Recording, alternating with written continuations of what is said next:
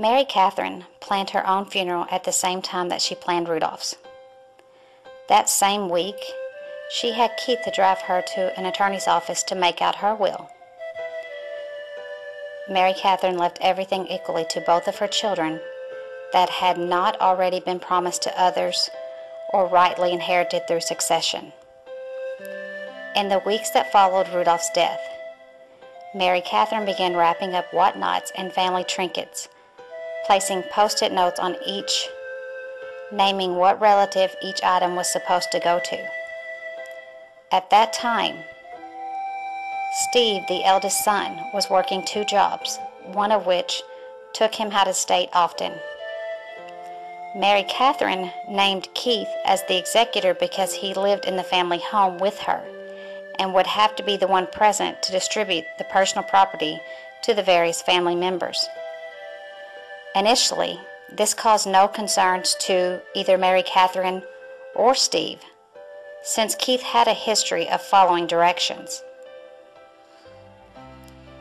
Randy Fish came back to the family home in October of 2005. The more time Randy Fish spent at the Chandler homestead, the more hostility Keith Chandler began showing toward his brother and toward his mother. Steve was told by a family friend who also worked at Remark that Randy Fish had sold Keith on the idea of starting a business which consisted of leasing a portion of his farm during the various hunting seasons. Steve tried to talk to his brother Keith and warn him that Randy was only using him. Keith didn't argue with Steve. Like he had his entire life, Keith only stared at the toes of his shoes and didn't even try to defend Randy's intentions. Shortly thereafter, Keith and Randy changed the locks to the family home, refusing to give his own mother a key, and for the first time placed a chain and padlock on the gate that separated the 2 homesteads, as well as hanging several new keep-off private property signs. Keith didn't defend Randy, but Randy made sure to let Steve know who was in charge of Keith now. Steve received the following certified letter in the mail in April of 2006. Steve, recognizing that the certified letter as being some type of legal move, he never signed for it, but he later found it taped to his 4-wheeler that was parked up at his mother's home. Once again, he confronted his brother about the letter, and Keith had no response. The letter is dated April 20th, 2006. It is addressed to Steve Chandler. Steve, I'm writing you this letter so that you will understand once and for all about my property. I have told you several times that I don't want you, your friends, and now your dog on my property. There is no reason for you or anyone that knows you to be on me. I have no problem with you coming to the house to see Mother. However, I feel that you need only go to the house and back to your truck. From this day forward, stay out of my pastures, woods, barn, tool shed, and so forth. This also applies to your friends. You have your own property to hunt on and farm. Stay away from mine. I hope this gets the point across to you and your friends. I don't want to, but if pushed to do so, I will seek further legal action on anyone found on my property without my permission. Thank you, Keith Chandler. The letter was also CC'd to Steve Chandler, Keith Chandler, the Sheriff's Office, and Randy Conway, the Game Warden.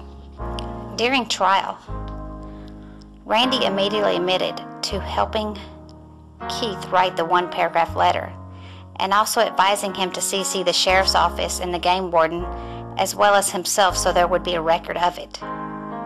At trial, Randy Fish had no choice to admit that he was also the one that mailed the certified letter, but only remembered mailing it after being confronted with the Uniontown, Kentucky postmark, which is where he resides. The letter appears to have been placed in the mail 3 days before it was allegedly written, as the postal mark reads April 17th, 2006. Since Steve refused to sign for the certified letter written by Randy, there was no proof of record to establish that Steve Chandler ever received it at all, and essentially no proof of any type of conflict between the brothers, thus yielding Plan B. Less than 2 weeks later, in May of 2006, Steve came home from hunting to find Randy Fish, his brother Keith, and the local Crittenden County Sheriff in his driveway. The sheriff told Steve that Keith called him about escorting him to retrieve a tractor. The tractor was and had always been used on the entire Chandler family farm. Keith never called Steve about wanting to use it, and Randy testified at trial that he was the one who called the sheriff to go to Steve's house and retrieve the tractor. Because according to Randy, he was allegedly fearful of Steve, despite having testified that Steve never said one cross word to him. This was efforts of creating a record of conflict between the brothers. At the end of July of 2006, Mary Catherine was placed in a rehab facility after she fell in the kitchen and broke her hip. This began the first time that Keith Chandler, at the age of 42, ever had to live on his own. Less than 2 months later, in September of 2006, Randy Fish called his former attorney, Union County Attorney Brucey Moore, to make an appointment for his friend Keith to have a will drawn up.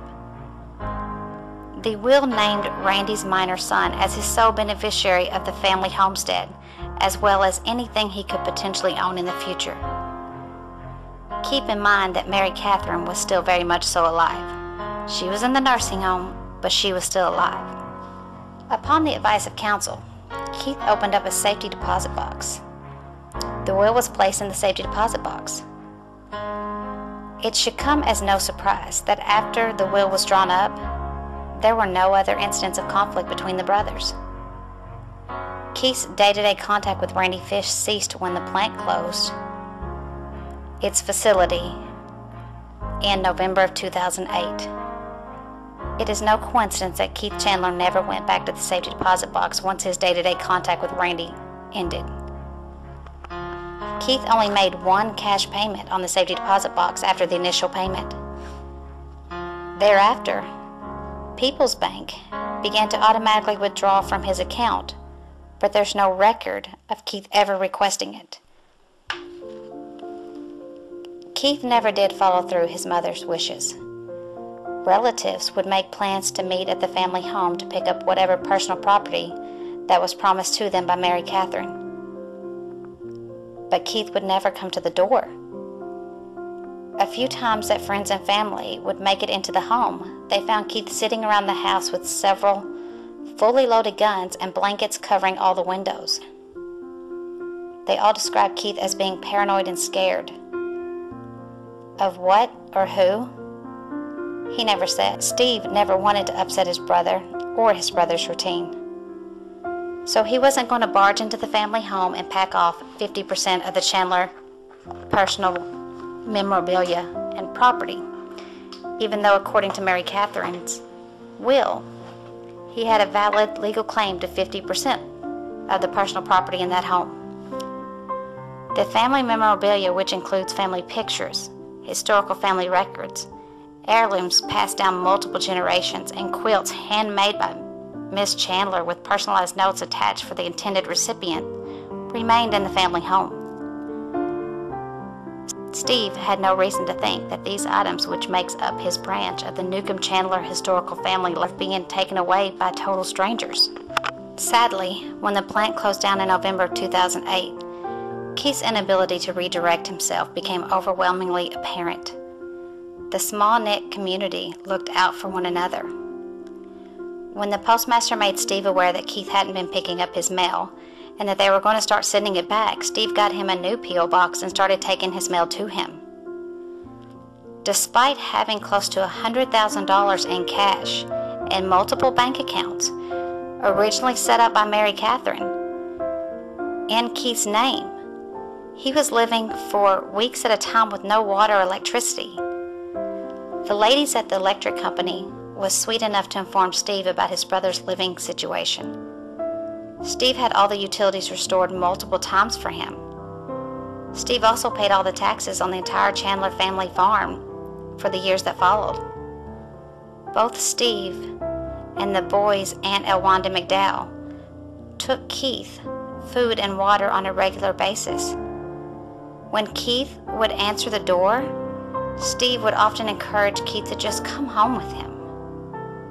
Simply put, Keith was incapable of handling his own financial or meeting his own basic needs. Once his new best friend got another job, he would only make an appearance during hunting season. When his body was discovered on July 9, 2011, nobody could recall the last time that Keith had been out of the house. Keith's body was bagged and taken directly to Gilbert Funeral Home. Within hours, it was released to Witzel Funeral Home in Union County, Kentucky, where it was aspirated, meaning the suctioning of fluid from the internal organs, and it was treated with excess embalming fluids and embalming powder. After Keith's family expressed great concerns regarding foul play, the body was then returned to the coroner's office in Crittenden County, Kentucky, and subsequently sent to Louisville, Kentucky to the office of the chief medical examiner. Please note, the family expressed concerns within hours after discovering his body. The autopsy report came back inconclusive, and the cause of death remains undetermined due to excess thick coating of embalming fluid and pink embalming powder. Keith's body was discovered by the Crittenden County Deputy Ray Agent. He was responding to a call that he received from Randy Fish. Randy was at the farm to hang tree stands for the upcoming hunting season. In return, Deputy Agent called Steve to the Chandler family home. Forced entry was used to gain access to the residence. Keith's body was discovered by Deputy and Randy Fish. Steve immediately fell to his knees trying to gather his thoughts. When the deputy asked Steve what he wanted to do, Steve simply said, "I don't really know." That is when Randy chimes in with, "He has a will. I know the executor real well, and I will have him to call you." This is the first time that anyone within the Chandler Newcomb family was made aware that Keith allegedly had a will drawn up. Keith never had so much as a car loan or a lease agreement, student loans, or even a credit card. But supposedly, a man at the age of 42, as his first and only independent act as an adult, randomly decides to have a will drawn up, keeping it a secret from all members of his family, leaving everything he owned or could own to a 6-year-old boy that he knew for less than a year. But the real kicker is, Randy Fish was a part-time deputy coroner at Union County, Kentucky. If part 1 has left you frustrated at all, part 2 will infuriate you. There are no words to describe what Steve Chandler and his family have been through the past 5 years. Steve has been made out to be the bad guy. Endless lies and false assertions about not only Steve, but family and friends have been told in order to make Steve the bully and the villain of this story. Initially, all evidence you just learned was excluded from trial, with the sole exception of the 2-year time frame that Randy Fish had his thumb pressed heavily down on Keith Chandler. The above information was excluded even before the defendants ever had to file their answer to the complaint. The court declined a request for a constructive trust to protect Steve's personal family property. This and much more to come in part 2. It's been more than 5 years since this case began. It's been on appeal since June of 2014. As all the corrupt participants desperately scramble to cover up their conduct, rather than admit they messed up and crossed the line, they choose to dig deeper. Sadly, these men and the courts have taken everything away from Steve Chandler. But Steve has found a little solace in the fact that he was able to return his little brother to their parents. If you take nothing else away from this and declined to follow up with Part 2, Societal Predators. Just know that Steve Chandler loved his brother very much and continued to look after him despite the direct interference of others. But even Steve's love and nearly daily attempts to check in on his little brother didn't stand a chance against defending off a secret scheme that took place more than 5 years prior to his brother's death. One thing is for certain.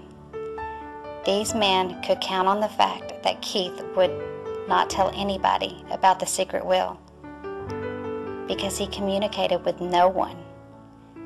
Keith's intellectual disability and social deficit made him the ultimate ideal lamb among wolves.